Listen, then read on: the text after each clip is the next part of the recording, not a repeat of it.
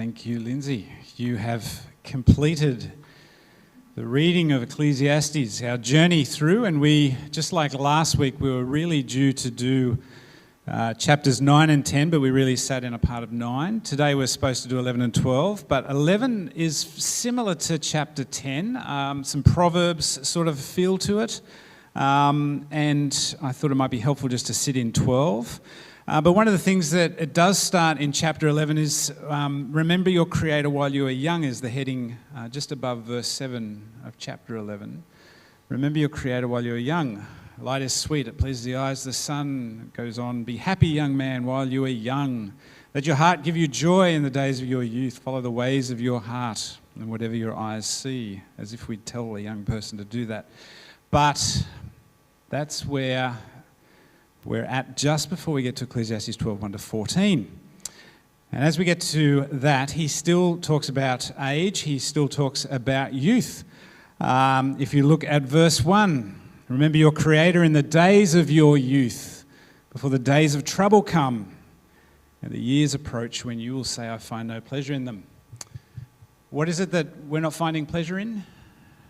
Well, the days that are no longer the days of our youth. In other words, it's not that you will say, I find no pleasure in them. It's rather that you'll say, I find no pleasure in them. That sort of a thing. Why is it that you may not find pleasure in the days post your youth? Well, for some of us, we already know a little bit, don't we? But the interesting thing is, in chapter 12 of Ecclesiastes, the writer beautifully illustrates, if you haven't quite caught on yet what it might be like to be getting older, he graciously shows us this morning. And so let's have a bit of a look at that. But just before we do, I want to ask you if you're feeling old. Now, it doesn't just have to be age. It could be, I don't know if I saw a hand go up there. I see a hand. Okay, we're all feeling old. But it doesn't have to be age. It could be other things that are causing this as well. But age is an amazing equalizer at points. As you perhaps feel older, you may feel less able. As you feel less able, you may feel less useful. And as you feel less useful, you may feel like a burden. That's one of the things that happens as we age, is there is a thought process that goes along. But as that thought process goes along, it actually undoes some of our thinking of our youth that can be helpful, and we might get to that. But if you are feeling old, less able, less useful, a burden, I want you to remember something that I told you last week. I may have told you a couple of times. There is a God who loves you. No matter how useless or useful you feel you are, there's a God who loves you as you are. There's a Jesus who is a Saviour who stands at the door and he knocks. And if anybody opens, he will come in and eat with them. Revelations 3:20. I tried this. I'm going to try again because I'm a sucker. I don't know where Sharon is. She was here at 8:30. Okay, I saw a cartoon. It's a cartoon, which means it's funny, and so when I explain it to you, you should laugh. Let's see how we go. So in the cartoon, the Grim Reaper is standing at a door and knocks on the door, and this woman opens the door, sees the Grim Reaper, and is like, oh, like this, because she thinks her time has come, and the Grim Reaper says, don't panic, I'm just here for the houseplants. Thank you. And thank you for the rest of you for coming, but anyway. So anyway, just for a moment, let's think about aging. And I guess I want you to hold on to that fact that there is a God who loves you. But there's a picture that is painted, and I'm going to ask you for your opinion as to what it is that Solomon is referring to. But let's start with the first one. I'll give you a clue. It says, before the sun and the light and the moon and the stars grow dark and the clouds return after the rain. What could it be that he's referring to with regards to aging? This one's for me, okay? So I'll give you a clue. I think what it's referring to is eyesight. As we grow older, our eyesight becomes affected. And one of the things that you'll commonly find with old people is things just get darker. When I first saw "and the clouds return after the rain," I thought that might have been incontinence, but I don't think it is. I think that means that during rain, it gets darker because of the clouds, okay? Okay, we'll keep moving along. So this is actually a hard one, but we're just doing it in the order, and so I might need to give you a clue. But when the keepers of the house tremble and the strong men stoop, what do you think that's a reference to? Keepers of the house tremble, strong men stoop. Any ideas? Yep, getting a bit of that, like there's a bit of trembling. We will get to, I think the answer that was up there, we will come to, absolutely. But, okay, it is a tricky one, this one. You'll find they get a bit easier. I think it's the legs. We fall much more easily. Our hands, there's the idea of trembling. It's hard to hold things. And so strong men stoop. Our back, our core, our muscles, they're just not there to the degree that they were. This one's a good one. When the grinders cease because they have few. Thoughts? Teeth. You ready for this? Yeah. Just one. Okay. This one's a confronting one. Those looking through the windows grow dim. Any thoughts? It's not eyesight, but you might first think it is. At least I don't think it's eyesight. Those looking through the windows grow dim. It's very common. The answer was up there earlier. Memory. That there just seems to be a piece of the puzzle that's missing. And more often it maybe starts with walking into a room having forgotten that you were looking for a piece of the puzzle. But our ability to think quickly and on our feet, our ability to remember, our ability sometimes to process things just becomes diminished. What about this one? When the doors on the street are closed and the sound of grinding fades. I don't think grinding is the grinding of teeth. I think this is actually the grinding of the daily grind, the activity that happens outside. So when the doors on the street are closed and the sound of grinding fades, we've had eyesight, hearing. I think this is a hearing one. We are unable to hear the activity that is happening outside. It's actually, even if the doors are open, it sounds like the doors are closed now because the sound is distant. We can't hear it like we once could. With this one, when people rise up at the sound of birds, but their song grows faint. What is that, do you think? Probably a lesser known one. But if you know somebody in particular who is aged, you might find that this is a reality for them. Can't sleep. What is it that you need less of? And also you do less exercise. I was up this morning at 6 a.m. The sound of kookaburras was huge, very loud. I don't think it's a comment on hearing, but it's saying the reason why you're awake is not because you can hear the kookaburras, because you can't hear them, but because you're just awake. That's what happens. What about this one? When people are afraid of heights and of dangers in the street. Any ideas? You'll notice that we're just going through the text, one statement at a time. I'm not leaving gaps or anything. When people are afraid of heights, dangers in the streets, I think we get frail. And I know that there was somebody at 8:30 who still, at an age they shouldn't, climbs up ladders, much to the shock and horror of their family. But that's something that you should stop doing when you are getting to a certain age and a certain frailty. Now this one is going to be a puzzling one. When the almond tree blossoms. Who's seen a blossoming almond tree? Any idea? No. Sorry? That's an almond tree. My almond tree is blossoming down here. It's not blossoming up here, I don't know why. It was just not up there. But yeah, it's this idea that our hair goes grey. And then remembering that Solomon is the writer of Song of Songs, he ends by, yes, he goes there. And the grasshopper drags itself along and desire no longer is stirred. What do you think he's talking about?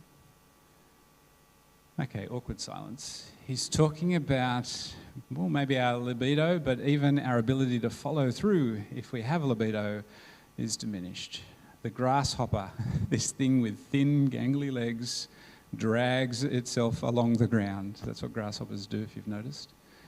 So these are all the things about age. Isn't it interesting that Solomon goes through this in this way? It's almost like a beautiful picture that he paints of a horrible reality.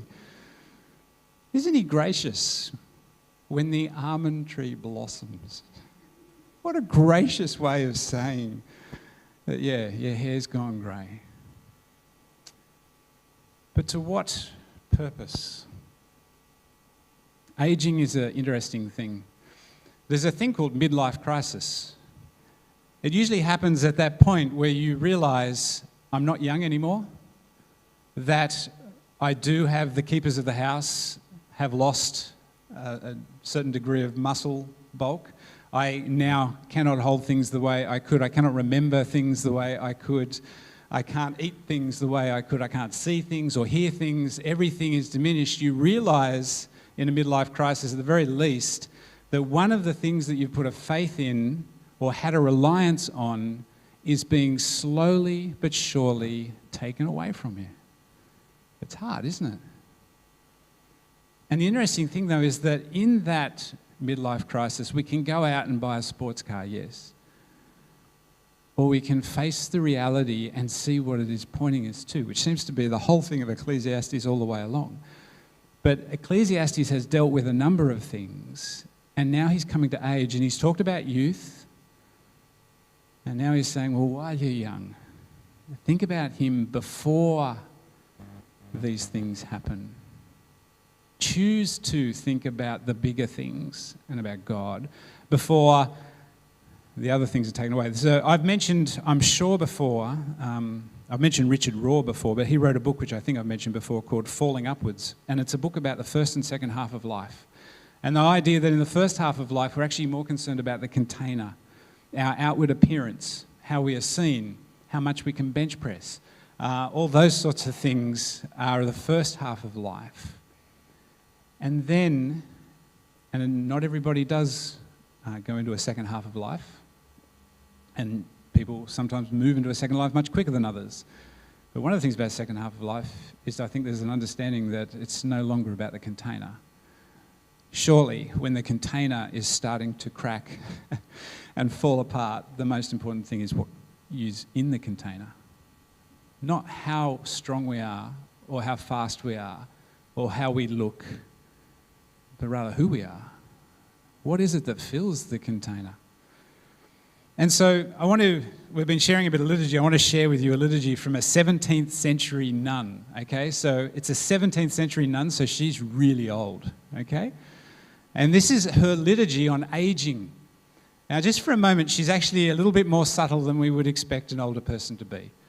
So just be aware of that. And I want you to, I hope, be encouraged and maybe challenged by this as she opens our eyes a little bit perhaps to aging.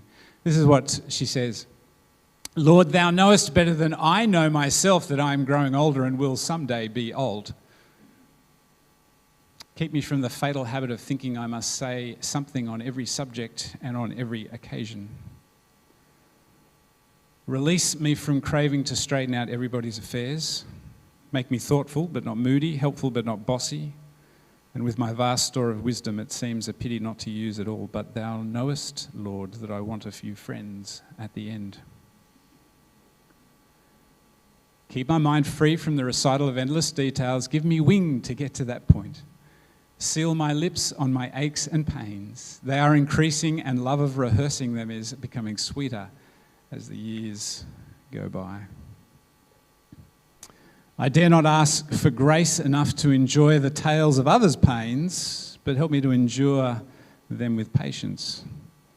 I dare not ask for improved memory, but for a growing humility and a lessing cocksureness when my memory seems to clash with the memories of others. Teach me the glorious lesson that occasionally I may be mistaken. And finally, keep me reasonably sweet. I do not want to be a saint. Some of them are so hard to live with. But a sour old person is one of the crowning works of the devil. Give me the ability to see good things in unexpected places and talents in unexpected people. And give me, O Lord, the grace to tell them so. It's quite beautiful. It's anonymous. We don't know who this 17th century nun was. But one of the things for her is the importance to age with grace and understanding and humility. One of the temptations, I think, as we age and we find other things we have to let go of because we can no longer hold on to them just because we are getting older, is that we can foolishly think we can replace those things by being the answer to everything for everybody, to being that store of wisdom for everybody. But we're not necessarily. Which is why, as we see some people age, they grow in grace and humility and understanding, and others grow in arrogance and entitlement and bitterness. It's a legitimate thing to ask God's help with because it's not easy growing old. It's an opportunity to focus on what is important, but sometimes even then we can be tempted to focus on other things. But very quickly, Solomon doesn't end with aging. He goes one step further. He says this, he says, remember him before. Before what? Well, if we have a look at verse 6, remember him before. And then he's got a whole bunch of things that he reels off. He says in verse 6, remember him before the silver cord is severed, the golden bowl is broken, the pitcher is shattered, and the wheel is broken. Which are 4 pictures of before you die. Before it's completely done, before there is no other opportunity, no turning back, no nothing else. Silver cord is severed, the golden bowl is broken, the pitcher is shattered, the wheel is broken. And in verse 7 he says this, and the dust returns to the ground it came from. Solomon highlights the reality that we are all frail, we've all come from dust. And last week we looked at the idea that for Solomon, he seems to not have an understanding that when we are dead, there might be something else. And yet we get a snippet that he does think there's something else because he says, and the spirit returns to God who gave it. But essentially, he is saying, think about these things. Think about your Creator before your time is up. And then we come at the end. And the whole series on Ecclesiastes is coming to an end with just another 3 slides, which largely repeat themselves. The last and final word is this, and I've given you the Message version. I've put the gold nugget that Solomon has for us in gold, which probably makes it a little bit harder to read, which is fear God and do what he tells you. Solomon gets to the nugget at the end. This is for all his wisdom and everything that he's looked for and chased after and pursued and thought about, he comes to fear God and do what he tells you. Fear God, do what he tells you. And according to the Message, it says, and that's it. Eventually, God will bring everything that we do out into the open and judge it according to its hidden intent, whether it's good or evil. The NIV doesn't say hidden intent, it just says what is hidden. But Eugene Peterson, I guess, at least wants to encourage us to think about the fact that even our motives and why we've done things are all going to be there for all to see. The last and final word is this, fear God, do what he tells you. What is Ecclesiastes about? Well, maybe in a nutshell, Solomon wants you to know it's not the money, it's not the success, it's not the fame, it's not the reputation or popularity or pleasures or work or youthfulness or sex or possessions. That's not it. If you want to know what life is about, those things are not going to help you understand it. They're not going to help fulfill you. They're not going to be the answer for you. Instead, it comes back to this statement, fear God and do what he tells you, which I just want to paint in a slightly different way for you. We get hung up on fear, which fear is something that we're told in John's Gospel drives out love. But fear, as we've all been told, I'm sure, in the Old Testament, in a statement like this, means to acknowledge God, to reference him, to revere him, to understand that he is there and he's our creator, and to act accordingly. To fear God essentially means to be who it is that God has created you to be. Essentially, at the heart of it, be the person God created you to be. Fear God and do what he tells you. Be the created one. And be created as the Creator has created you to be. As Solomon says, remember your Creator in the days of your youth. How? Why? Well, for me, and this is me, but I think Scripture pushes us in this direction as well. Because of this reality that there's a God who loves you. A God who created you out of love, by love, and for love. I want to encourage you in that reality. I stumbled across a couple of verses in a psalm this morning as I was getting ready for this morning. And Psalm 37 says this. This is verses 3 and 4. When I find it, Psalm 37, 3 and 4 says this. Trust in the Lord and do good, which is another way of understanding fear God and do what he tells you. But trust in the Lord and do good. Dwell in the land and enjoy safe pasture. It's another psalm by David. He loves pastures and sheep. And then he says this little nugget, delight yourself in the Lord and he will give you the desires of your heart.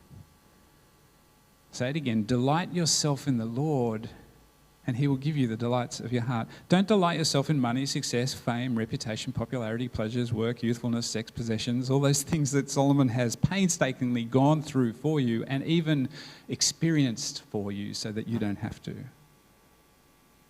It comes down to delight yourself in the Lord and he will give you the desires of your heart. Which is an interesting little statement because it's sort of like make God the desire of your heart. And you will have the desires of your heart. Because God longs to be the desire of your heart and to give himself to you. So we're going to come to the table now, which is a time where we remember that God has given himself to us. That he would send himself as a man, that he would die on a cross so that we would not have love driven out by fear, but instead perfect love would drive out fear in us. So if you don't have something to eat or drink, now's the time to go up the back with everybody else who's just going up now. And as you come back, we will pray and we will eat and we will drink.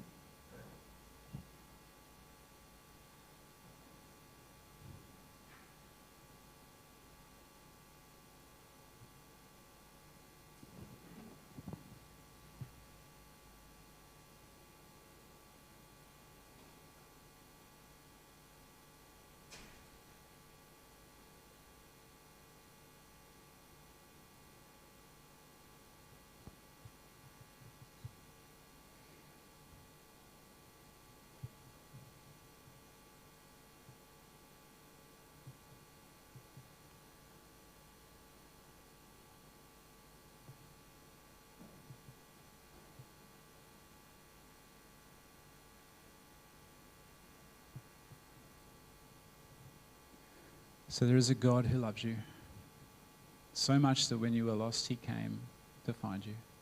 There is a God who loves you so much that when we couldn't find our own way back, he gave himself so that we might be able to come to him. Our Saviour Jesus had his body broken and his blood shed so that we could live. But not just so that we could live. His desire was that we would live with him, in him. Which is why it's so helpful to be able to eat the bread in remembrance that his body was broken. To be able to drink the juice in remembrance that his blood was shed for us. And so I want to invite you. Jesus didn't make any requirements because he knew that, that his gift was freely offered to any who would receive it. If if you would like to come and taste and see that he is good, to understand something of the mystery of the grace and love that he has, I invite you, why not take the bread that represents his body that was given for you? And so I invite you to do that now. Take, eat. Remember that Christ's body was broken for you, and be thankful.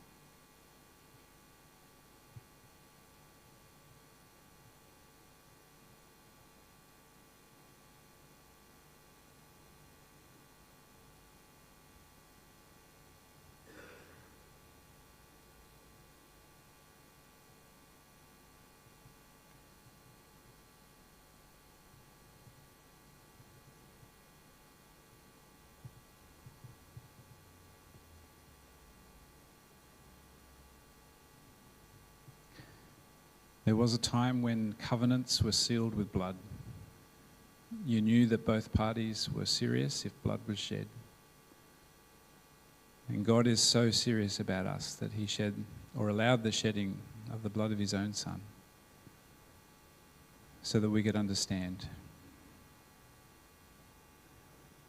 that he offers a place for each of us in his family and that he will not back out of that. And so I invite you again, take, drink.